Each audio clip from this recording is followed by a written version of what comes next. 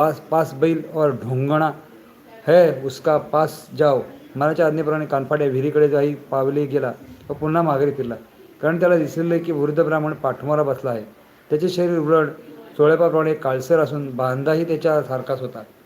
कानफाट्या चोळप्पावर राग होता. तो चोळप्पाच आहे असे समजून ब्राह्मणाच्या मानावर घाव घालणे सुरू केले. एक वार एक 12-13 वार त्या ढटिंगणा कानफाट्याने गरीब ब्राह्मणाच्या मानेवर केले. रक्ताचा ओलाला हा भयंकर रक्त हल्ल्यामुळे ब्राह्मणाचे देहभान नाहीसे झाले. श्रीस्वामी तर आपली दृष्टी एकसारखी ब्राह्मणाकडे लावली होती. शेवटी तलवारची मूठ तुटून तलवार कानफाट्याने मारणे बंद केले व स्वामीपुढे तलवार आणून ठेवली व भुजंगाने उचलून घेतली. पुढे कानफाट्या लोकांस मळ्यातील ढेकळे उचलून मारू लागला. त्यास पकडण्याची युक्ती सुचेना. तितक्यात एका कानफाट्यातून ही धणगा भल्ला भक्कम धनगर तिथे आला. त्याला कानफाट्यास मागे जाऊन पकडण्याची खूण केली. समोरच्याने कानफाट्याला बोलण्यामध्ये गुंतवलं. एवढ्यात धनगर कानफाट्यास बांधून टाकली. सेवा जास्तीत जास्त लोकांपर्वा शेअर करा, सबस्क्राईब करा, लाईक करा.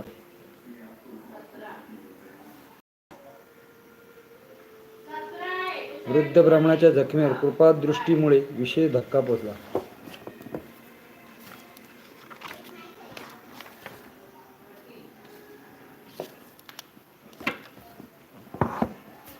नाही, त्याच दवाखान्यात पाठवले. तिथे 8-10 दिवसात चांगला बरा.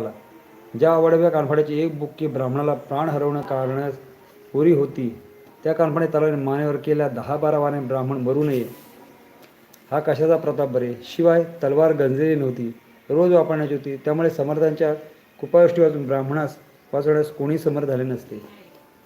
अशी स्वामी समर्थांची आघात लिहिला. ब्राह्मण बरा होऊन पुन्हा स्वामीच्या सन्निधी सेवा. वर घडलेला प्रसंग कोठला. स्वामींनी पूजा केली ती समाधी नेमकी कुठे आहे?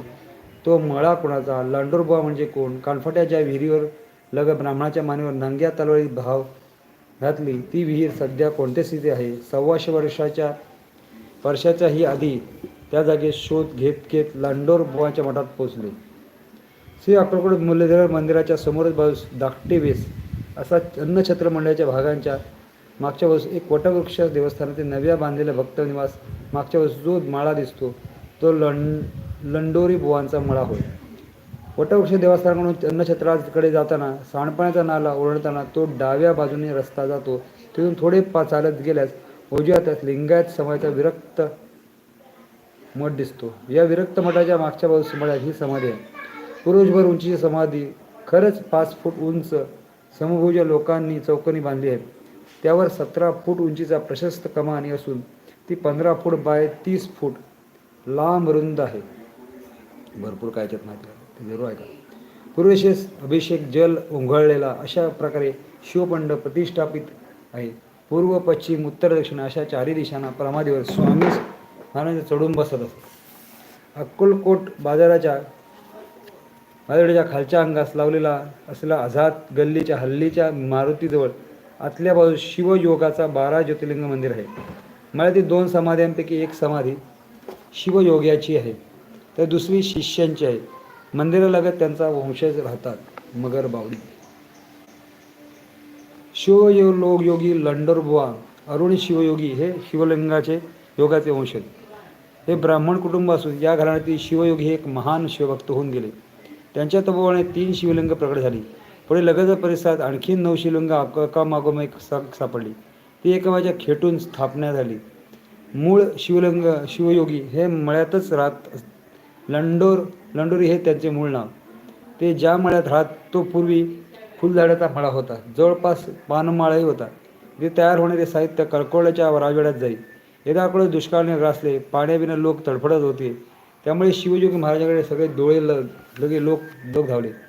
त्याच मळ्यात उभे राहून त्यांनी आपल्या अंगावरची घोंगडी झटकले. त्यानंतर सर्व भागात जोरदार सापडला.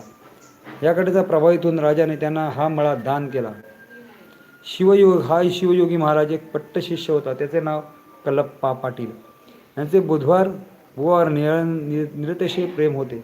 त्यांचे बुवावर खूप सेवा केली. परंतु प्रारब्धवशात कल्लप्पा पाटील त्यांच्या अकाली देहांत झाले. त्यांचे चिरंतन स्मारक म्हणून स्वतः शिवयोगी महाराजांनी टोले जंग समाधी बांधली. हीच ती पुरुषभर उंचीची समाधी. लगतची छोटी समाधी आहे ती गुरु शिवयोगीचीही 2 फूट उंचीचे आहे. 12 ज्योतिर्लिंग. छोटा समुद्र